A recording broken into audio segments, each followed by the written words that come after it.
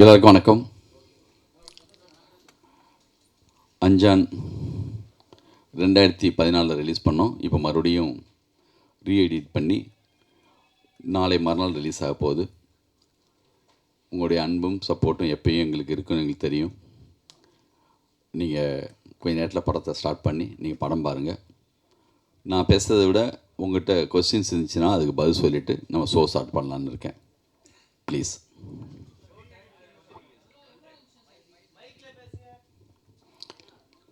யார் கேள்வி கேட்குறாங்களா?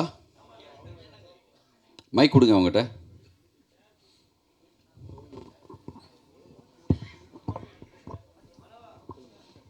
சார் வணக்கம் சார். வணக்கம். வாழ்த்துக்கள். நன்றி. கவிதா கவிதா அவள் ஒண்டி தான் தெரியுமா? எல்லா பெண் வாய்ஸும் கவிதா மாதிரி தான் இருக்கு. அனுபவமா மேடம் தான் பேசுகிறேன் சார். ரீஎடிட்னா என்ன பண்ணியிருக்கீங்க, எப்படி மாற்றிருக்கீங்க கொஞ்சம் அவங்ககிட்ட கொடுங்க. சார் இல்லை கவிதா இருந்தால் அவங்க கேள்வி கேட்கணும்னு அதுக்காக கொடுத்தேன். வந்து எடிட்டர் எவ்வளோ பண்ணியிருக்கேள் சார்? ரீஎடிட்னா எவ்வளோ நிமிஷம் பண்ணியிருக்கேள் அண்ட் வை? ஒரு 2 hours 36 minutes இருந்துச்சு. அதில் ஒரு 36 நிமிஷம் குறைச்சிருக்கு. 2 மணி நேரம் படம். இப்போது ஒரு படத்துடைய லென்த்து குறைச்சிட்டா மட்டுமே ஒரு படம் எப்பயுமே நல்லா வந்துடாது. நம்மளுடைய நோக்கமும் லென்த்து குறைக்கிறது மட்டும் இல்லை. நீங்கள் படம் பார்த்தா தெரியும், ஃபஸ்ட் வெர்ஷனுக்கும் இப்போக்கும் ஒரு சின்ன சேஞ்ச் பண்ணியிருக்கோம். அது நீங்கள் பார்ப்பீங்க லைட்டாக. இப்போ சூர்யா இல்லை, சூர்யா மட்டும்தான் இருக்கார் சார். படம் ரீரிலீஸ் சூர்யா சார் சம்மந்தம்லாம் என்ன சொன்னாங்க, அவங்கள்ட்ட பேசுனீங்களா? சிவகுமார் சார் அப்புறம் அம்மா எல்லாம் வந்து படம் பார்த்தாங்க. அவர் வந்து ஊட்டியில் இருக்காங்க சாரு. இன்னும் வந்து அவர் படம் பார்க்கல. நான் கேட்டிருக்கேன் நாளைக்கு ஏதோ டயத்தில் பார்க்கலாமான்னு சொல்லி. சந்தர்ப்பம் அமைஞ்சால் நாளைக்கு இல்லை ரிலீஸுக்கு பிறகு பார்ப்பாங்க.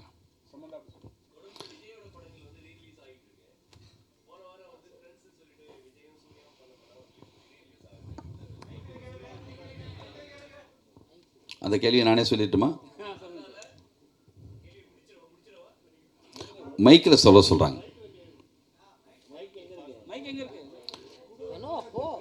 இன்னும் 2 மைக் வச்சுக்கலாமே. ஒன்று தான் இருக்கா?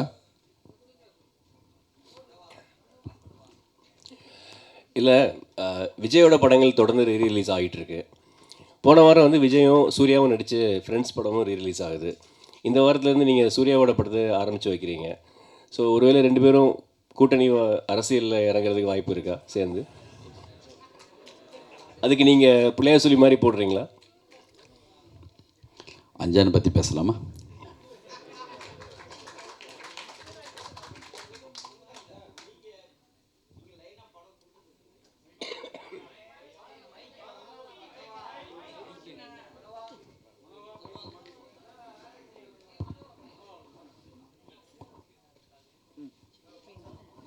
சார், நீங்களே பல படங்கள் கொடுத்துருக்கீங்க, ஹிட்டும் கொடுத்துருக்கீங்க. ஏன் இவ்வளோ கேப்பு?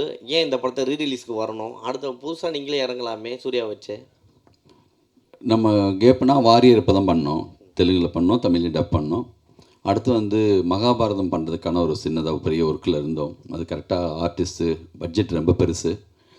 2 வருஷமாக அந்த ஒர்க்கில் இருந்தோம். அது ரொம்ப நாள் போயிட்டே இருக்குன்னு சொல்லிட்டு தான் டப்புன்னு வேறு ஒரு படம் இப்போ ஸ்டார்ட் பண்ண போகிறேன். பிப்ரவரிலேருந்து ஷூட்டிங்கு. வித்யாசாகர் பையன்தான் ஹீரோவாக பண்ணுறாங்க. அது பிப்ரவரிலேருந்து ஷூட்டிங். உங்கள் பொண்ணு ஹீரோ வருமா? ஹீரோயின்? ஏன் அதை கேட்குறீங்க? உங்கள் பொண்ணு வாய்ஸ் பயங்கரமாக இருக்குது, டப்பிங் பின்னுறாங்க. டப்பிங் பேசிகிட்டு இருக்காங்க. அவங்க விருப்பம் இருந்துச்சுன்னா எல்லா உரிமையும் உண்டு அவங்களுக்கு.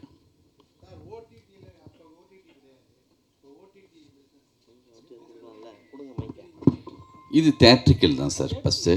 அப்புறம் வந்து நம்ம ஆல்ரெடி ஓடிடி யார் வாங்கினாங்களோ அவங்க விரும்பினா இந்த வருஷனையும் மறுபடியும் போடலாம். Sir good evening sir. வணக்கம். ஆனந்தம் ரன் இந்த மாதிரியெல்லாம் வந்து ஒரு சொசைட்டிக்கு ஏதோ ஒரு யூஸ்ஃபுல்லாக ஒரு ஸ்டோரி வருது சார். சூர்யா சார் இந்த படங்களுக்கு அப்புறமே வந்து வக்கீல் ரோலு, போலீஸ் ரோலு, இப்போ ப்ரெசண்ட்டாக இப்போ வக்கீல் ரோலாம் நடிச்சிட்ருக்கார் சார். இது வந்து ஒரு கேங்ஸ்டர் படத்தை இவ்வளோ வருஷம் கழிச்சு ரீரிலீஸ் பண்ணுறீங்களே சார். நீங்கள் வேறு மாதிரி ஒரு ஸ்டோரி எடுத்து பண்ணணும்னு திங்கிங் இருந்துச்சு சார். கேங்ஸ்டர் படத்தை ரிலீஸ் பண்ணுறதுக்கு அவர் என்ன சொன்னார் சார்? சினிமாவில் ஒரு பெப்பியான ஒரு மூடான ஒரு நான் விரும்புகிற மாதிரியான ஒரு ஜாலியான ஒரு ஒரு கேங்ஸ்டர்ஸ் படம். நான் படம் பார்த்துட்டு வந்துட்டு தேட்டரில் உட்காந்து படம் பார்த்தப்போ என்ன மாதிரி ஸ்டைலாக ஃபிலிம் படம்னு சொல்லி ஒரு ஆசையில் பண்ணுற மாதிரி. எனக்கு வந்து அந்த மாதிரி கதை தோணுதில்லை. தோணுனா எப்போயாவது நம்ம பண்ணுவோம். இது ரீஎடிட் பண்ணுறதுக்கு காரணமே என்னென்னா, உங்களுக்கு தெரியும் 15 வருஷத்துக்கு முன்னாடி இந்த படம் வந்து முதல் முறையாக அதிகமாக ட்ரோல் செய்யப்பட்ட ஒரு படம். சிக்கினது நம்ம தான். ஓகேவா?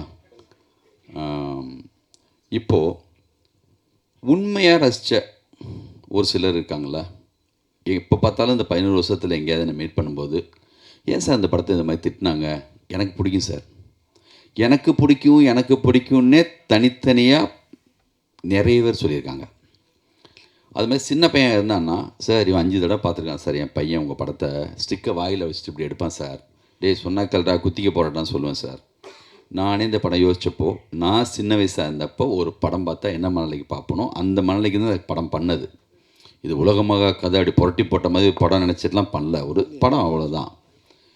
ஆனால் சூர்யா ஃபேன்ஸுக்கு நேற்று அவங்களோட மீட் பண்ணேன். நான் என்னென்னலாம் நினச்சி பண்ணணும் அது எல்லாமே அவங்களுக்கு கனெக்ட் ஆகியிருந்திருக்கு. ஒரு ஹீரோவாக அவர் எப்படிலாம் வரணும்னு ஆசைப்பட்டாங்களோ அது இருந்திருக்கு.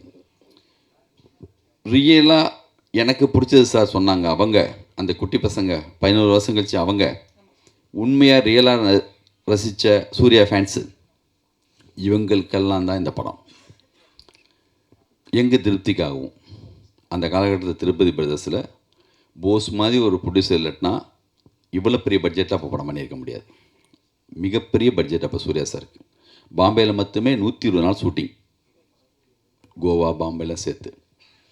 அப்படி ஒத்துக்கிட்டு கண்டினியூவாக அப்போ திருப்பதி பிரதர்ஸ் உங்களுக்கு தெரியும், சின்ன படம் பெரிய படம்னு சொல்லி கோலி சோடா, மஞ்சப்பை, வழக்கியன், சதுரங்க வேட்டை, கும்கி, கண்டினியூவாக அதே காலகட்டத்தில் வந்து ரஜினி முருகன், எத்தனை படம், வேட்டை, அப்படி இருந்த ஒரு கம்பெனி ஒரு தொடர் வெற்றி கூட என்னென்னா ஒரு விதமான ஒரு கோபம், ஒரு வெறுப்பு, ஒரு பொறாமை, இது எல்லாத்தையும் கூட ஏற்படுத்தும். அதையும் தாண்டி நம்ம மேலே வந்து பேரன்போடு இருக்கிற ஒரு சிலர் இருக்காங்க. நம்மளுடைய அன்பு, எனர்ஜி, உழைப்பு இதெல்லாம் வச்சு அதெல்லாம் நம்ம முறியடிக்கிறதுக்கான ஒரு ஒர்க்கு தான் நம்ம பண்ணிகிட்டே போகணும். நான் நம்மளை அப்படி அடித்தவங்க இப்போ தயவுதாட்சியமே இல்லாமல் எல்லாருமேலேயும் அது இருக்குது. உன்னை விட நான் எவ்வளோ பெரிய கெட்ட வார்த்தை பயன்படுத்துகிற ரேஞ்சுக்கு ஆகிட்டாங்க.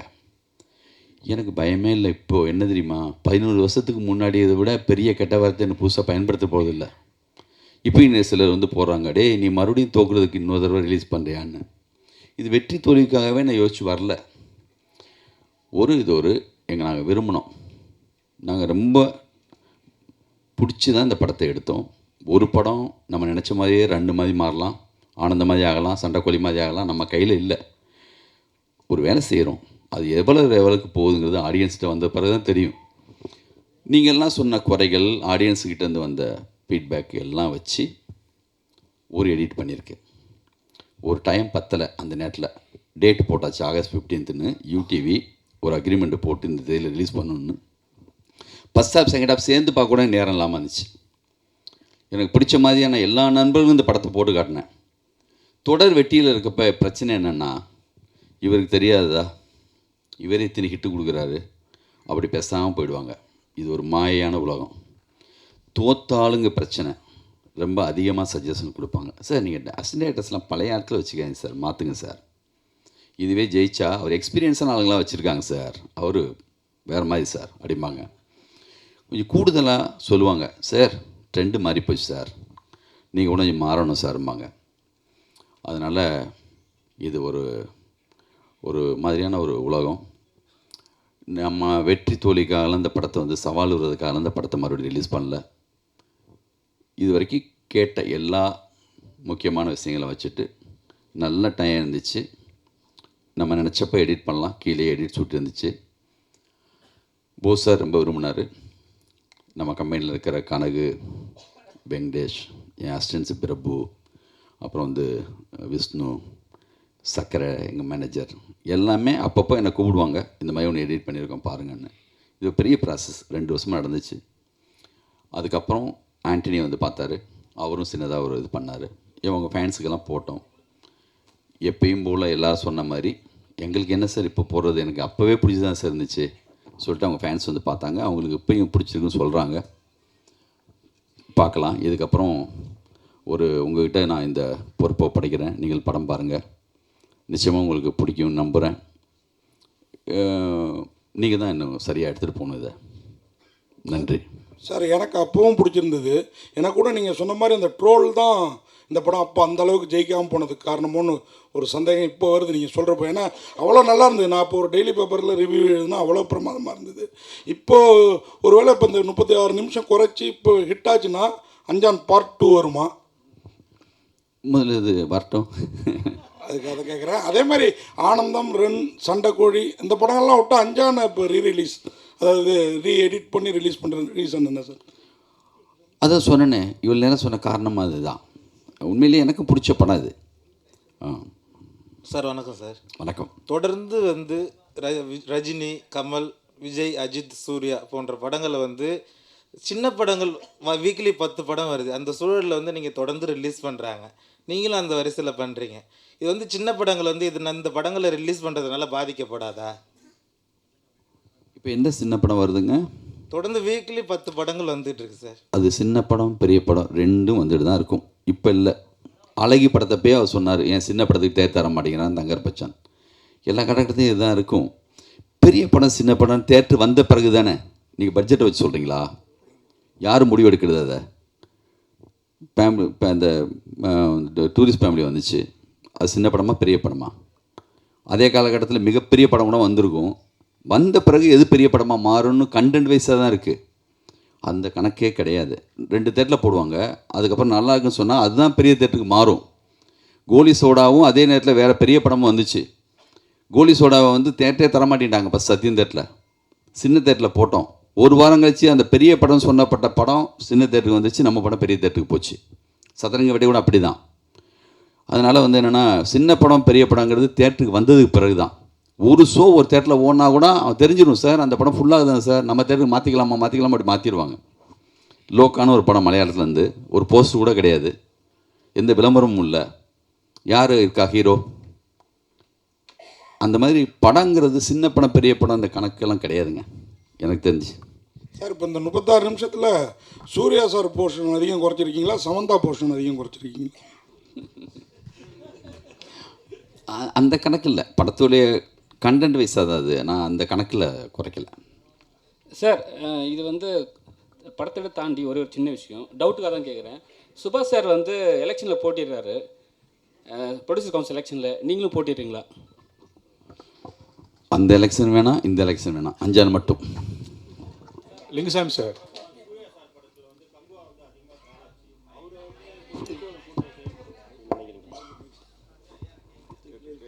அஞ்சானுக்கு பிறகு வந்து கங்குவா தான் அதிகமாக ட்ரால் ஆச்சு சார். அதனால சூர்யா சாரை வந்து டார்கெட் பண்ணி ஒரு குரூப் இருக்கா அப்படின்னு?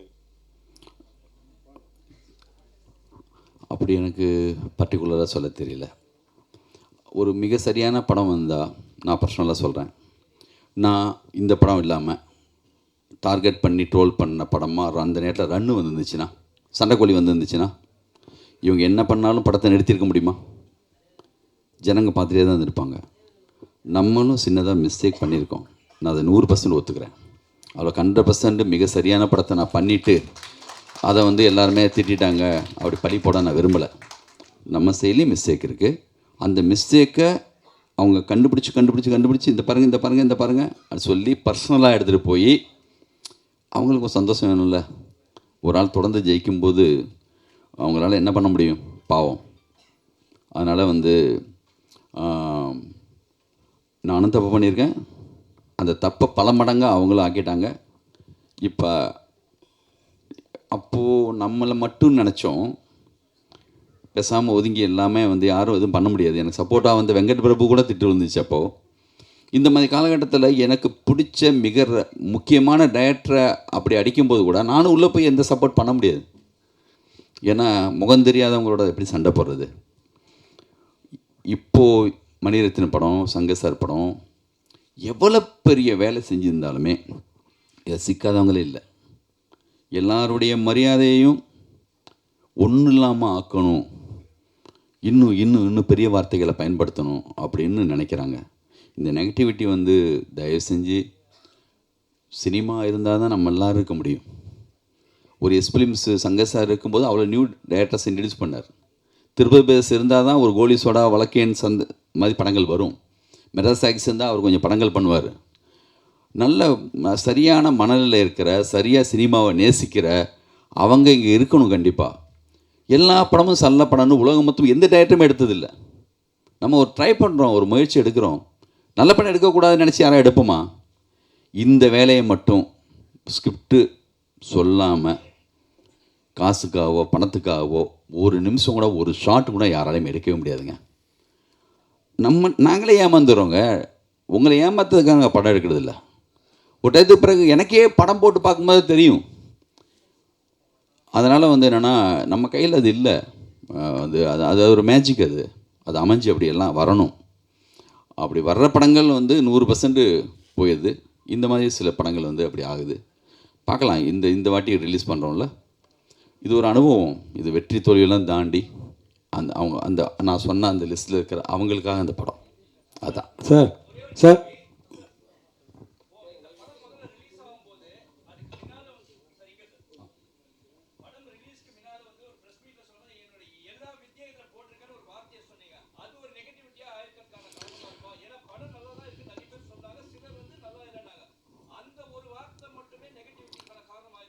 ஒரு வார்த்தையில் ஒரு படத்தையெல்லாம் காலி பண்ண முடியுமா என்ன? அது வந்து ப்ரெஸ் மீட்டு கிடையாது. சன் டிவியில் நான் கொடுத்த இன்டர்வியூ. அது இந்த படத்துக்காகவே கொடுக்கல. இந்த படம் தொடங்கிறதுக்கு முன்னாடி எந்த கதைன்னே முடிவாகலை. அப்போது ஒரு பேட்டியில் சொன்ன ஒரு வார்த்தை, அதை எடுத்து பயன்படுத்திக்கிட்டாங்க. அதை எடுத்து அவங்க வந்து யூஸ் பண்ணாங்க, அவ்வளோதான். மற்றபடி வந்து ஒரு விட்டேத்தியாக ஊர்லேருந்து வெட்ட வெளிச்சமாக யாருமே தெரியாத வந்த ஒரு ஆளுக்கு கான்ஃபிடண்ட்டாக ஒரு வார்த்தை சொல்கிறதுல என்ன தப்பு? உங்கள் பாயிண்ட் ஆஃப் ஓவர் கான்ஃபிடண்ட்டாக இருக்கலாம். எனக்கு கான்ஃபிடென்ட்டுங்க. நான் சொல்லுவேன், பேசுவேன். சாதாரணமாக சின்னதாக ஒரு பத்திரிக்கைக்காரனாக இருந்து வந்து இவனுக்கு என்ன முன்னாடியே வந்து ரெட் கார்பெட் ஒடிச்சு வா சினிமாவுக்குன்னு யார் கூப்பிட்றாங்களா? இப்படி ஒன்றுமே இல்லாமல் வந்து செய்கிற எல்லாருக்குமே டி ராஜேந்தர் பேசும்போது உங்களுக்கு ஓவர் கான்ஃபிடன்ட் மாதிரி தெரியும். இங்கே எல்லா டைரக்டருக்குமே அப்படி ஒரு அது இல்லாத யாருமே வந்து கிரியேட்டராகவும் டைரக்டராகவும் இருக்கவே முடியாது. ஏன்னா எத்தனை பேர் வர்றாங்க, எவ்வளோ பேர் ஜெயிக்கிறாங்க இங்கே? ஏன் அதுக்கு முன்னாடி ரன்னு ஆனந்தெல்லாம் பண்ணலையா? சண்டைக்கோழி பண்ணலையா? சண்டைக்கோழின்னு சாதாரண ஒரு ஹீரோ வச்சு அவ்வளோ பெரிய கிட்டு கொடுக்கலையா? அது இல்லை. நம்ம பேசுகிற அந்த சொல் வந்து அந்த நேரத்துக்கு வந்து அப்படி வந்து வேறையா பயன்படுத்தப்பட்டுச்சு. பண்ணவன் யாருன்னு தெரியும், பண்ண சொன்னது யாருன்னு தெரியும்.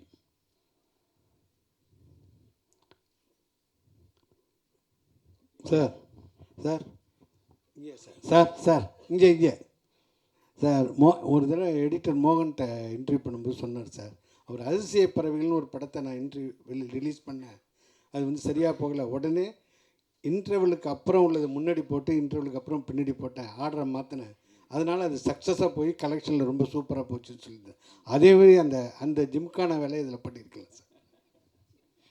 நீங்கள் பாருங்கள், இவரை நான் மறக்கவே முடியாது என் லைஃப்பில். இவரை மறக்கவே மாட்டேன் என் லைஃப்பில். என்னுடைய முதல் விமர்சனம் ஆனந்தத்துக்கு இவர் கண்ணீர். இவர் தாரதாரையாக இவர்கிட்ட வந்து பொங்கி அழுத கண்ணீரை வந்து நான் வந்து நம்ம நடிகர் சங்கத்தில் இருக்கிற தேட்டரில் நானும் இந்த படம் என்ன செய்ய போகுதுங்கிற ஆர்வத்தோட அந்த படத்தை அப்போல்லாம் வெற்றி தோல்வியை பற்றி நான் கவலையே பட்டதில்லை. ஒரு படம் பண்ணுறோம், என்னோடய உணர்வுகளை சொல்கிறேன், அந்த மூடோடு தான் நான் அந்த படத்தை எடுத்தேன். அந்த படத்துக்காக போய் உள்ளே உட்காந்து பார்த்துட்டு இருக்கும்போது சைடில் திரும்பி பார்க்குறேன், இவர் தேம்பி அழுதுட்டுருக்கார். இல்லை, அந்த படம் பார்த்துட்டு அழாமல் இருந்தாங்கன்னா அவங்க வந்து மனசே இல்லைன்னு அர்த்தம். மிக சரியான படத்தில் வந்து சரியான கண்ணீர் வந்து தான் தீரும். அது எனக்கு பெரிய சிம்டம்ஸ். எனக்கு இவர் அழுது என்னங்க அப்படியா? முழுக்கவும் அப்படி சொல்லிட முடியாது.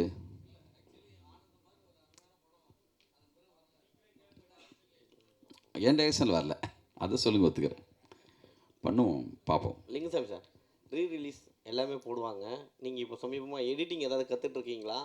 ஏன்னா எடிட்னு சொல்லி ஒரு ஸ்டார்லாம் கொடுத்துருக்கீங்க பேனர்லேயே.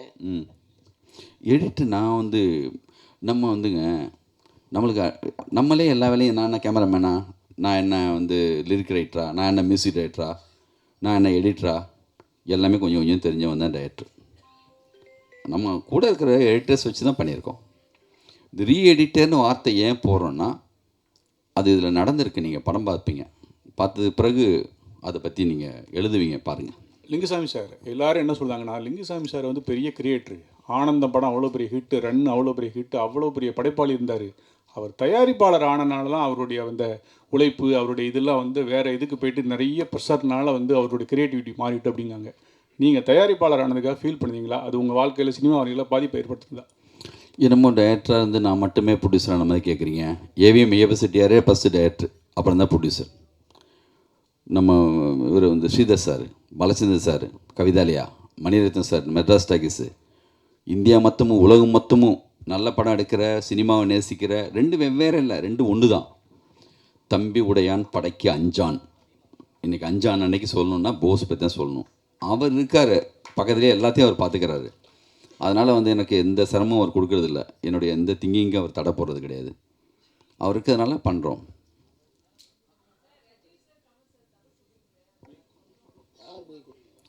ரஜினி சார், நானா? நான் எங்கே சொன்னேன்?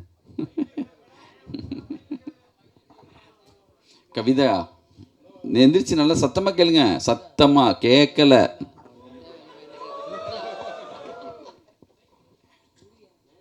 பேசுங்க. சரி, படம் போடணும், இதோட கடைசியாக வச்சுக்கலாமா கொஸ்டின் ப்ளீஸ்? சார், நீங்கள் வந்து ரஜினி சாருக்கும் கமல் சாருக்கும் கதை சொல்ல போகிறதா ஒரு தகவல் இருந்துச்சு. அவங்கள வச்சு படம் பண்ண போகிறத பற்றி உங்களுடைய கருத்து என்ன? இப்போ வரக்கூடிய யங் டைரக்டர்ஸ் பார்க்கும்போது என்ன தோணுது உங்களுக்கு? அது யார் சொன்னது நான் அவங்க 2 பேருக்கு கதை சொல்ல போகிறேன்னு? ரஜினி சாரே சொன்னாரா? தேவாவே சொன்னாரா? இல்லை, அப்படி கதை என்கிட்ட இருந்தால் கண்டிப்பாக நானும் போய் சொல்லுவேன். அதை பற்றி ஒன்றும் இல்லை. அப்படி ஒரு ஸ்கிரிப்ட் என்கிட்ட இல்லை. புதுசாக வந்தவங்க நிறைய பேர் நல்லா பண்ணுறாங்க, அற்புதமாக போயிட்டுருக்கு. தேங்க்யூ. என்ன படங்க? அஜித்தோட ஜி படம் ரீ ரிலீஸ் பண்ணுவீங்களான்னு கேட்குறாரு.